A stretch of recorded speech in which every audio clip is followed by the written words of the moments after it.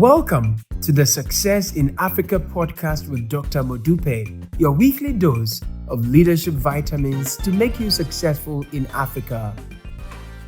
Hello and welcome to the Success in Africa podcast, episode 47. My name is Dr. Modupe Taylor Pierce, and I am a scholar and practitioner of leadership and organizational development. Simply put, I study what makes people successful.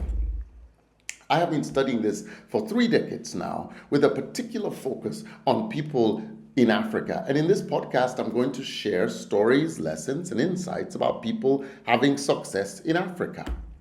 Why this podcast? Because I am sick and tired of Africa being the poorest continent in the world. We are blessed with the greatest resource. That's young people. Africa will soon have the largest number of working age people in the world, and when these people achieve success, watch out.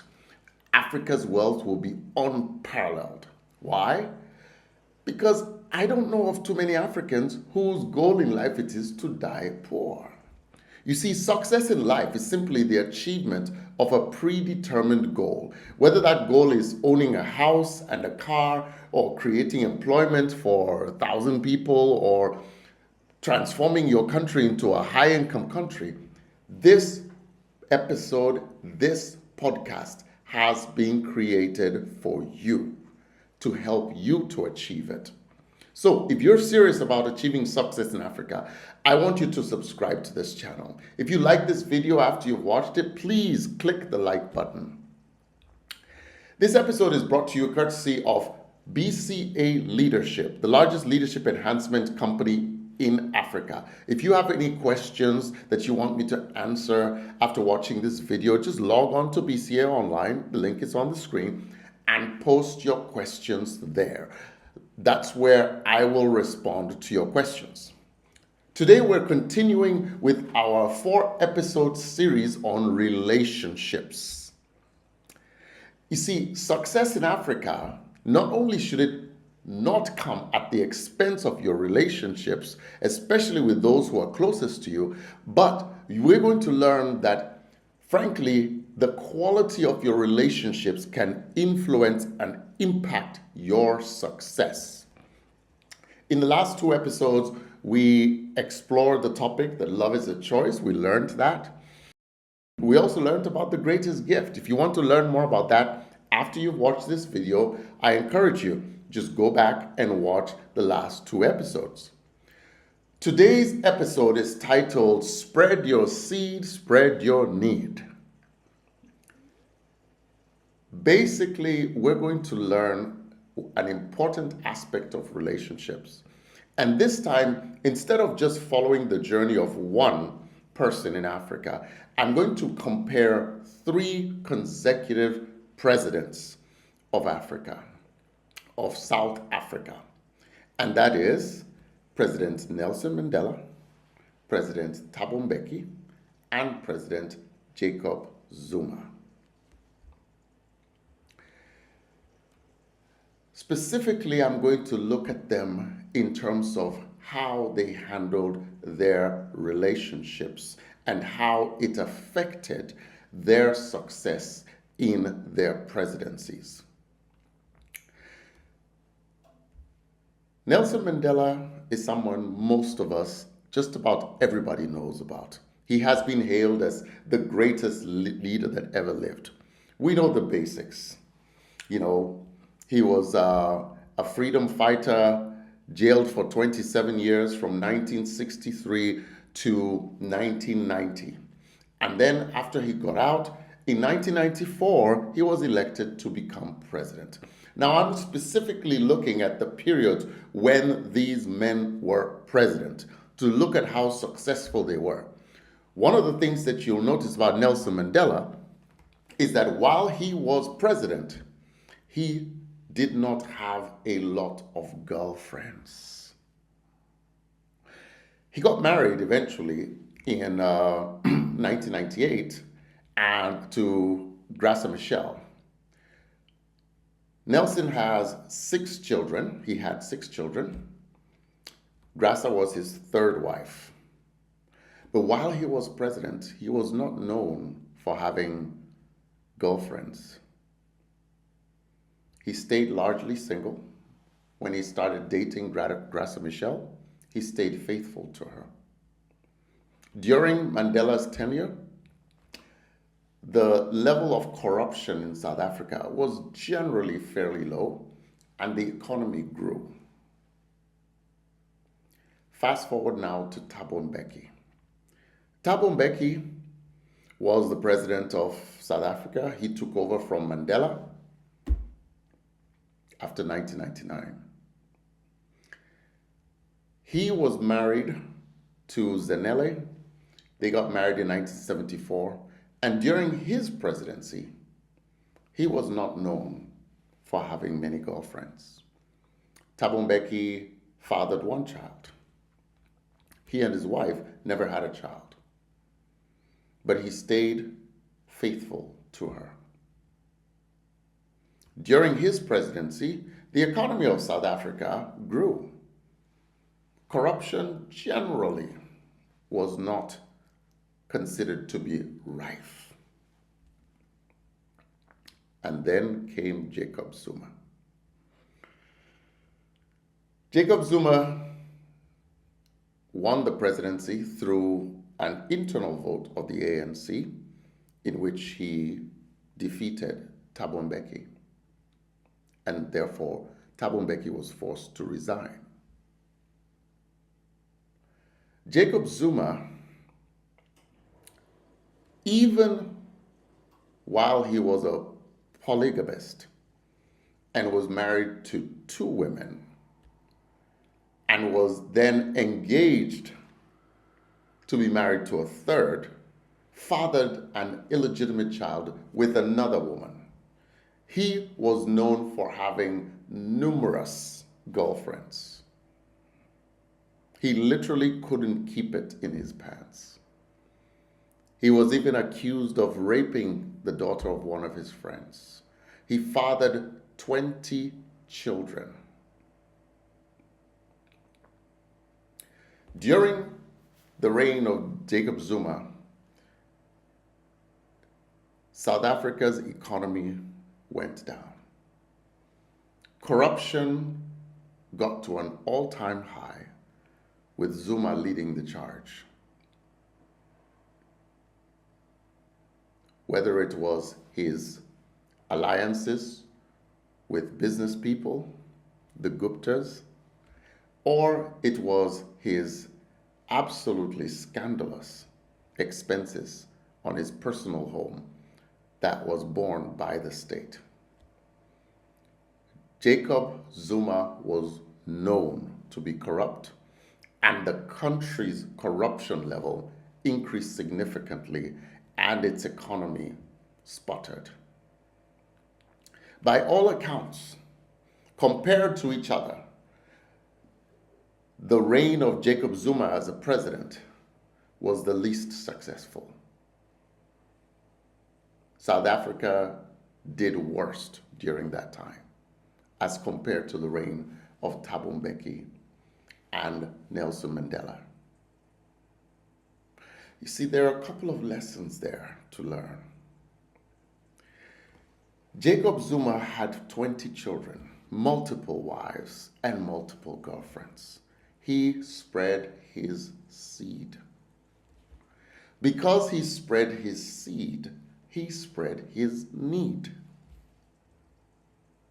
He needed more money than his salary as a president could afford him. He earned salary just as Thabo Mbeki and as Nelson Mandela as president, a generous one, with lots of perks. But while that was enough for Nelson Mandela, while that was enough for Thabo Mbeki, for Jacob Zuma, it could not be enough because the man had way too many responsibilities and demands on his cash flow. Aside from the number of children he had, there's another lesson.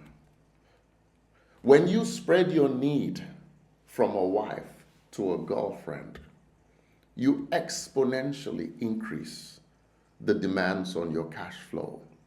It's not like you go from one wife to a wife and a girlfriend, that's two women to one, and therefore your cash flow needs double. No, they increase exponentially. Why? Because while a wife can be patient with you during times of low cash flow, while a wife can be patient with you during times when your job isn't doing great, a girlfriend doesn't have that kind of timeline.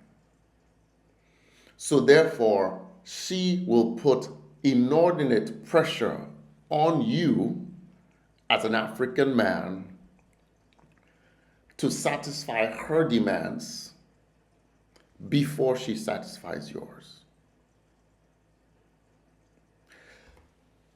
There is a direct correlation between the amount of corruption and thievery that African presidential leaders engage in and the amount of extramarital affairs that they have.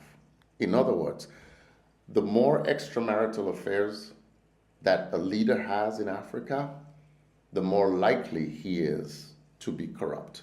And here I must state my apologies to the women, because today's episode is largely focused on the behavior of men. That is not to say that women are immune from this, but the reality is that this is a plague that most often affects the men.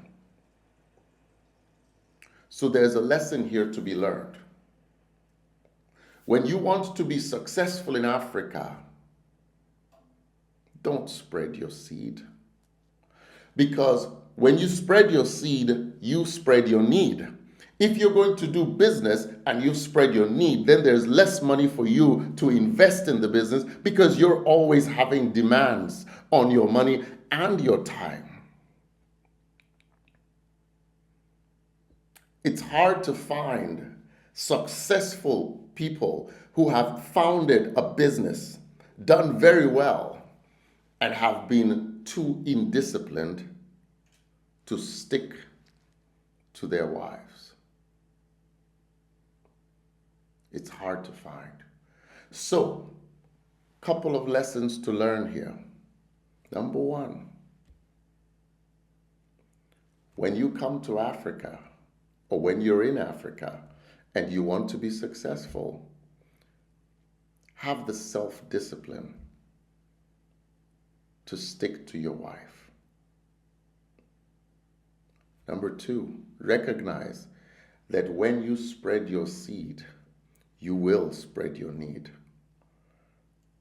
And when you spread your need, you are less likely to be successful because you are less likely to be trusted. You are less likely to have excess cash flow. You are less likely to be disciplined enough. You are less likely to be a good steward of resources that may or may not belong to you. And you are less likely to be able to think long term. Africa needs its leaders to be self-disciplined. Africa needs its leaders to do better. Now, a word about polygamism. Notice I did not focus on Jacob Zuma's 3 wives. Because if he had been faithful to his 3 wives, he might have been less corrupt. But he wasn't even faithful to the ones that he was married to. Because at least those that he had legally married might have been willing to be patient. But when you engage in extramarital affairs, it really does spread your need. So please remember this lesson. To be successful in Africa, stick with the one who brung you. Stick with your wife. don't just save the last dance for her. Save the first dance for her and the last. Make a choice to be faithful. Will it sometimes be difficult? Yes, it will. In today's world, where people sometimes travel a lot, there will be lots of opportunities for you to engage in extramarital affairs. You will want to do it. You will feel an urge to do it. But remember, if you want to be truly successful in Africa, show some self-discipline. It will be worth it in the end. All too soon, we've come to the end of today's podcast. I hope you really learned something from this podcast. In dealing with this topic of relationships, I'm sometimes a little nervous about the fact that some people might say, well, what does this have to do with business? It has everything to do with business, everything to do with development. Because one of the plagues of Africa is African male leaders who feel an urge to engage in corruption and state capture because they have so many demands seemingly placed on them, but a lot of them are demands that they placed on themselves because they chose to spread their seed. Don't be one of them. Thank you so much for listening and watching this podcast. Don't forget to like the video. Next week, we will continue with our series on relationships. And please tell your friends about it. If you like this podcast, tell your friends, because it's a collective effort transforming Africa. And together, I know that we can do it. See you next week. Tomorrow belongs to those people who prepare for it today. See you next week.